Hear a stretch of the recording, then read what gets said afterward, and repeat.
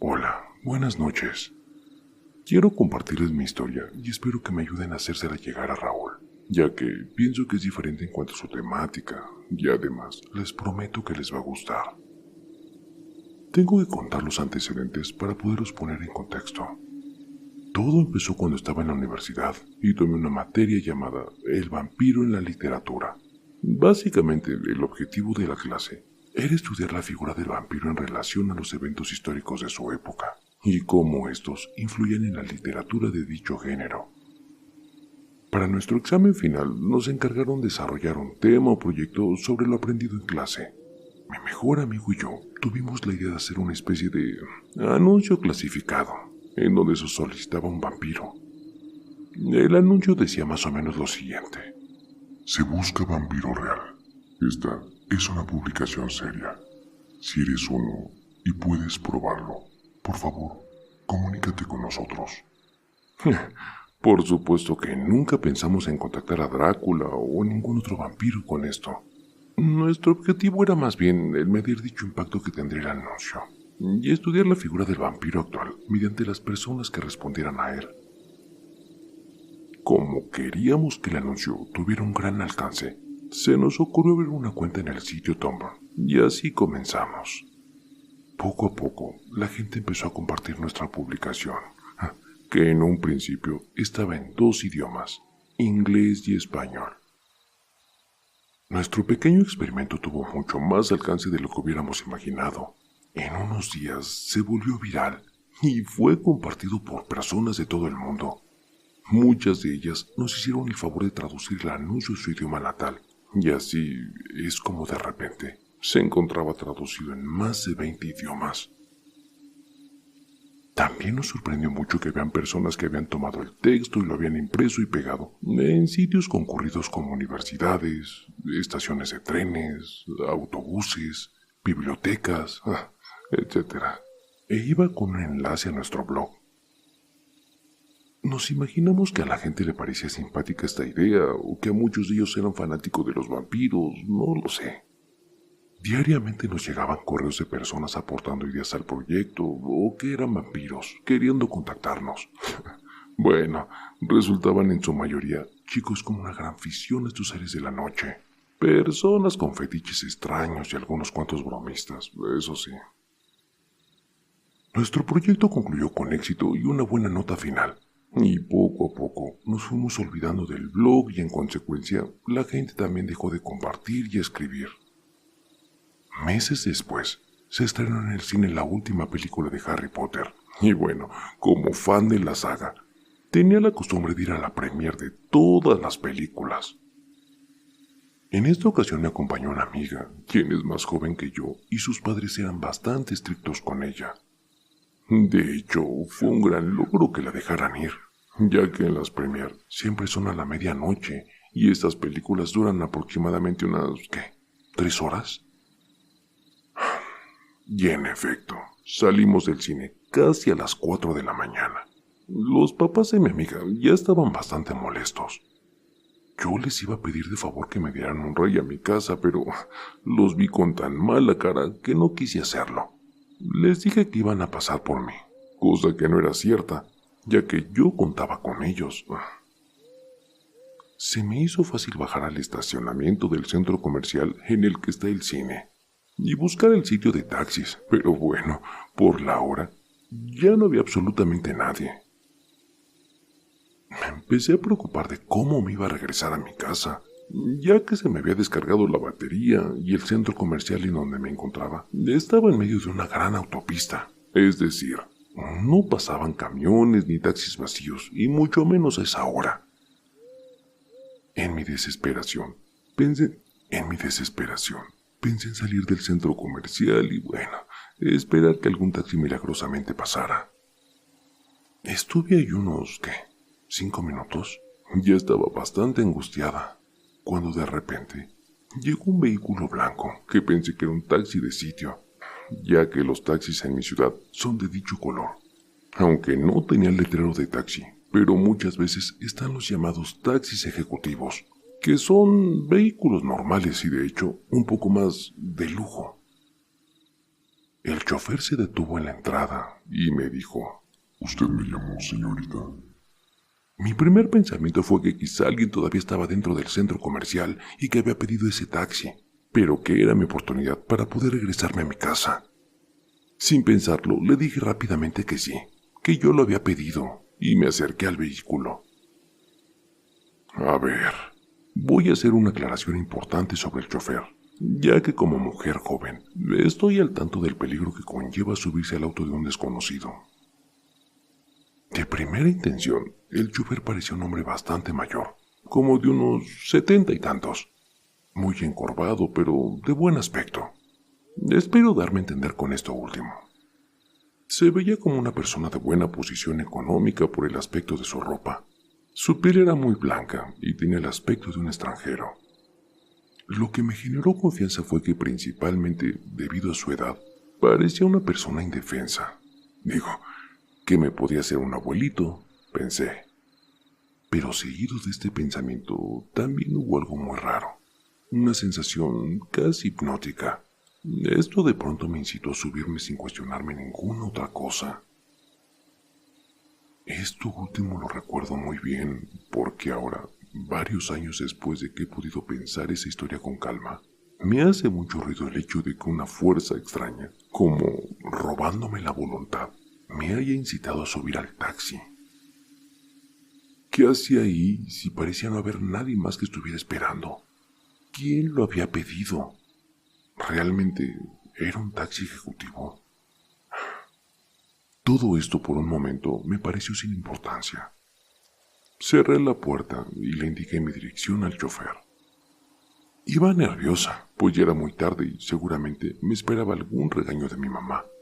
Así que le empecé a hacer la plática a este señor para relajarme un poco. Oiga, ¿y usted trabaja de noche o recién empieza? Pregunté. El chofer me respondió. No, yo ya voy de salida antes de que empiece a amanecer. Qué bueno, entonces ya se va a descansar, le dije. Sí, tengo que descansar sin falta a esta hora. ¿Y eso? ¿Por qué? Pregunté de nuevo. Entonces me dio una respuesta totalmente inesperada. Porque soy un vampiro. Me dijo en un tono serio. En un principio me reí y pensé, ¡ah, qué viejito tan simpático! Pero siguió hablando, con toda seriedad, como si no se tratara de una broma.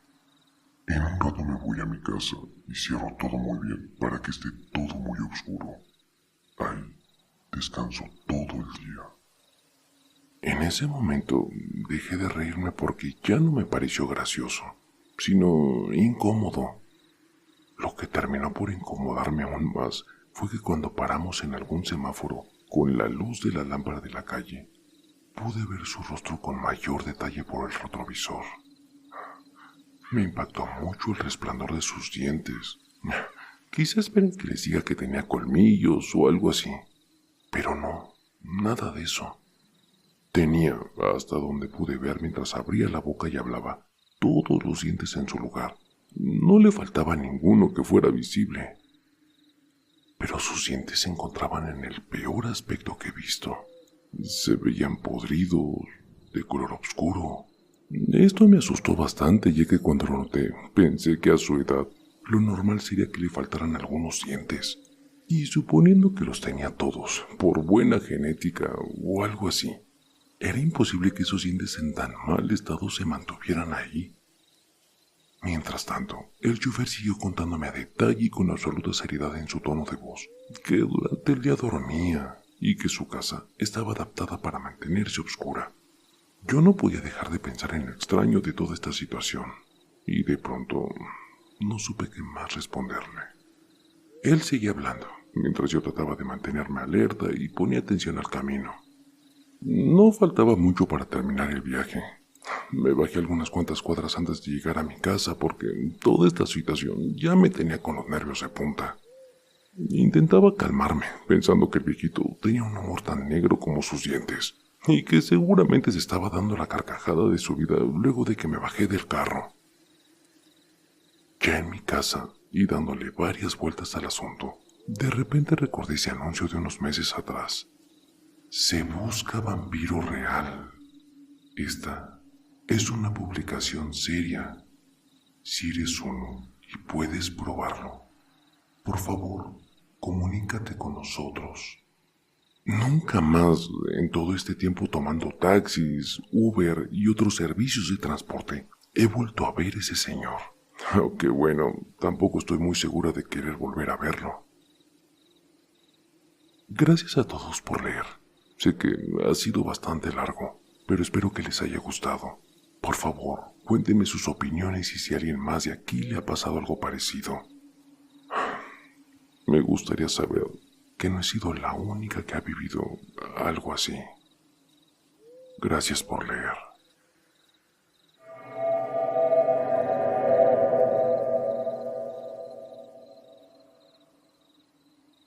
Hola, buenas noches a todos. Un saludo. Tengo que admitir que tras mucho tiempo de pensarlo, aún hasta hace unas horas tenía mis reservas en torno a contar mi siguiente relato. A ver, antes que nada, quiero dejar en claro que no pretendo convencer a nadie de nada. Yo mismo, después de tantos años de lo ocurrido, sigo sin tener en claro qué fue lo que sucedió en realidad. Ocurrió en Guadalajara, estado de Jalisco, en México. Todo empezó con el reencuentro de algunos amigos de preparatoria, tras varios años de no saber nada de ellos. Pero bueno, la reunión fue posible gracias a las redes sociales, eso sí. Fue durante el año 2014 cuando por medio de Facebook fui dando con varios de mis excompañeros de la preparatoria. Y bueno, fue por uno de ellos que volví a tener contacto con Diana, quien fue mi mejor amiga durante esa etapa de mi vida. Mi reencuentro con ella terminó siendo una tertulia en la que ambos nos pusimos al tanto acerca de la vida de otro. ¿Qué carrera estudiamos? ¿Te casaste? ¿Tuviste hijos? No fue difícil darme cuenta de que la vida de mi antigua mejor amiga estaba muy lejos de ser perfecta.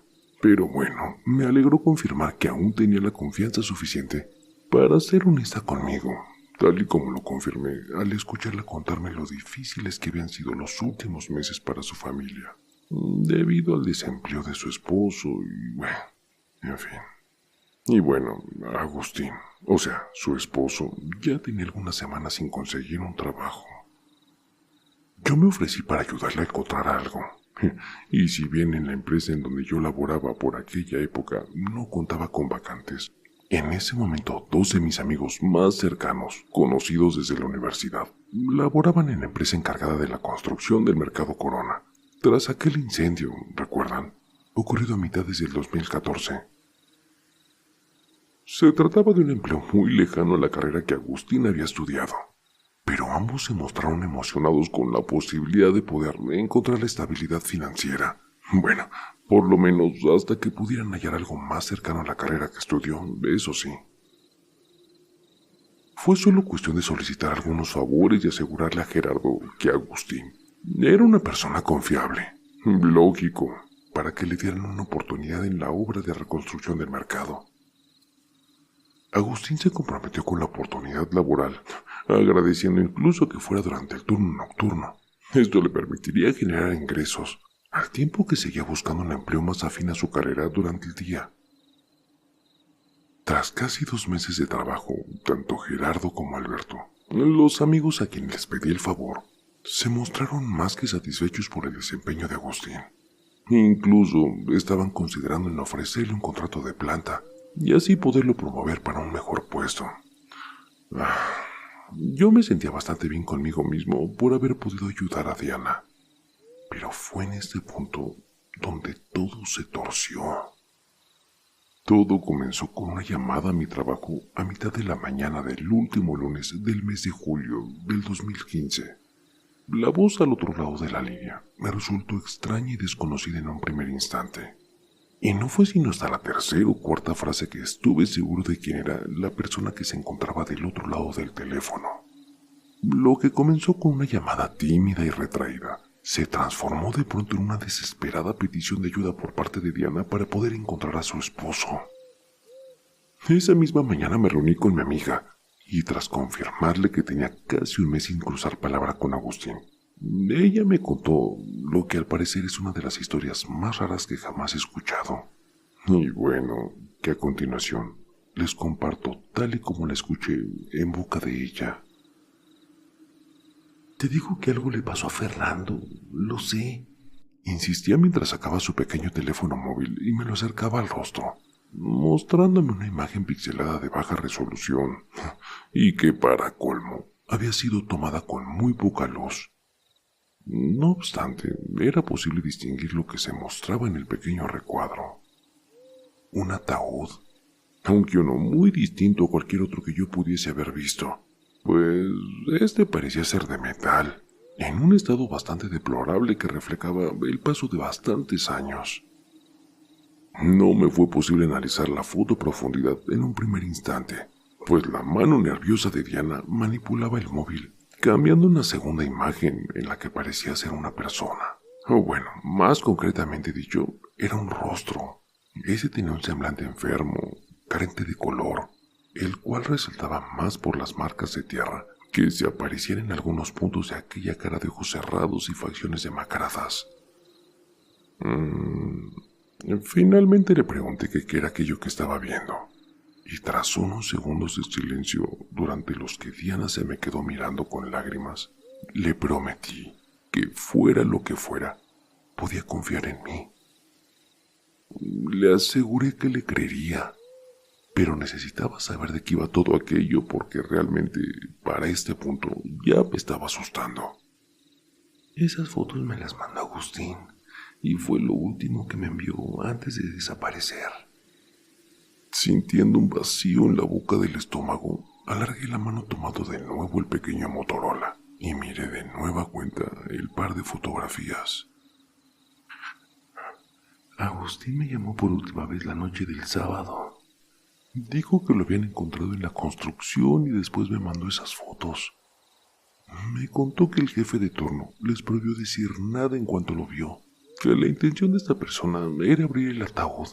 Y bueno, él tuvo miedo de perder su trabajo, y fue por eso que le tomó la primera foto. La segunda la tomó por el asombro y el temor que despertó en ellos. Bueno, lo que encontró dentro de esa caja de metal. Yo me sentí aturdido. Pasaba de una foto a la otra, tratando de entender qué es lo que estaba ocurriendo. Y por mucho que le daba vueltas a toda la situación, todos los caminos me llevaban a la misma conclusión. Diana, ¿me estás queriendo decir que esto...? Dije, señalando la foto del rostro demacrado. ¿Es lo que se encontraba en el interior de esto? Pasé a la foto del viejo ataúd maltratado. Mi amiga no se atrevió a responder. Su reacción se limitó a juntar sus manos en una muda repetición de ayuda, que no hacía otra cosa que aumentar el miedo que me trepaba desde el estómago hasta la garganta. Conseguí comunicarme con Gerardo concertando una cita improvisada, y para mediodía, ese mismo lunes, ya nos encontrábamos todos reunidos en la oficina de Alberto, quien se mostraba apenado con Diana, pues él tampoco tenía el conocimiento del paradero de Agustín, ni de ningún otro de los 4 trabajadores que formaban la plantilla del turno nocturno. Y aunque en un principio todo apuntaba a un caso de abandono de trabajo, tenían motivos para pensar que las cosas eran más graves. Por eso es que se sospechaba de un delito. Más en concretamente, un caso de profanación de tumbas, pues al jefe le reportaron el hallazgo de un ataúd abierto en el interior del terreno. Para nadie es un secreto que lo que hoy es el Mercado Corona fue en sus inicios un cementerio, del cual se conservaban los arcos originales que databan a finales del siglo XIX. Pero bueno, lo que nadie esperábamos era que aquel enorme terreno albergara aún sepulturas en su interior. Bueno, no tras el paso de tantas y tantas décadas de funcionar como un centro de comercio en la zona céntrica de Guadalajara, eso sí. Tras la reunión con mis amigos, del estado de ánimo de Diana se encontraba mucho peor. O sea, no solo su esposo había desaparecido. Ahora la empresa para la que había estado trabajando pensaba levantar una denuncia penal en su contra. Fue necesario convencer y pedir nuevos favores a mis amigos e incluso recurrir al chantaje emocional, aludiendo a la imagen de una esposa desesperada, y hasta aceptar que yo estaba haciendo el ridículo por creer en aquella historia para tratar de aminorar las consecuencias que pudiesen afectar a mi amiga. Y aún con todo esto, ambos se limitaron a asegurarme que harían todo lo que estuviera en sus manos, pero que era de lo más común que eventos así ocurrieran. Empleados encontraban algo de valor, tendían a robarlo, muchas veces uno de ellos asesinando a los que al principio fueron sus cómplices, y que si no plantearon aquella hipótesis durante la reunión, fue precisamente por consideración a Diana, que aunque en un primer instante todo pareció tener sentido, lo cierto es que fueron las palabras del propio Gerardo las que volvieron a hacerme dudar, pues contrario a lo que podía esperarse en un caso de profanación, no había nada que reflejara la existencia de algún objeto de valor en aquel viejo ataúd de hierro, atrofiado por el paso del tiempo. Fue Alberto el primero en tratar de desmentir la versión de Diana de que la foto del rostro demacrado podría estar vinculada de alguna manera con aquel ataúd, pues aquella caja de metal debía de tener al menos unos 150 años. Tiempo suficiente para que cualquier cuerpo se vea reducido a polvo, lo que hacía imposible que el ser de la fotografía fuera el ocupante de aquel sarcófago. Salí de aquella reunión formal con la promesa de mis dos amigos de que tratarían de mantener a Diana al margen de toda aquella situación, lógico, en medida de sus posibilidades, e incluso me aseguraron que le harían llegar un pago por liquidación del contrato de su esposo. Esa misma tarde acompañé a mi amiga a levantar una denuncia ante la Procuraduría de Justicia por la desaparición de Agustín, la cual, aún a fecha de hoy, sigue abierta. Sé que a este punto todo esto puede parecer nada más que un conjunto de anécdotas y situaciones bastante peculiares, pero existe un acontecimiento que levanta un matiz de horror en esta historia, y es el hecho de que un mes después de la desaparición de su esposo, Diana se presentó de nueva cuenta en mi oficina con una maleta y sus dos hijas, a las que dejamos al cuidado de mi secretaria mientras nosotros hablábamos. Nos vamos, Fernando. Nos vamos a Nuevo León con mis papás. Ella debió de darse cuenta de mi desconcierto, y no había terminado de ponerme en pie para pedirle que me explicara, cuando extendió su mano en mi dirección, abriendo el puño y dejando caer sobre mi escritorio un pequeño aro metálico, en el que aún se podían ver algunas manchas de color marrón.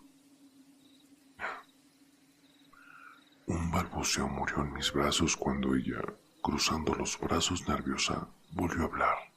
La encontré hace 2 días en la ventana de habitación. Por la parte de afuera, Fernando.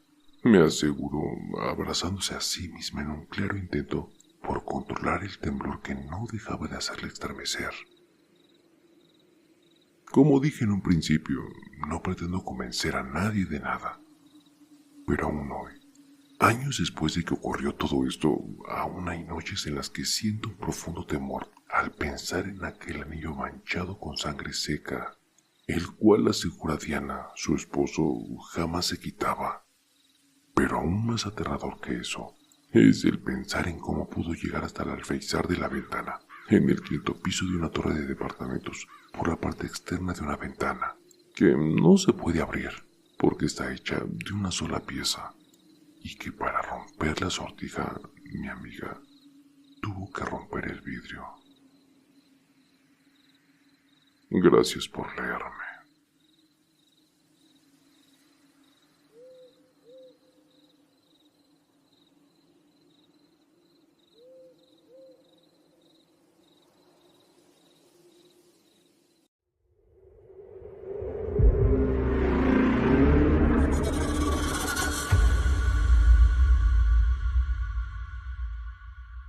El terror está más cerca de lo que crees.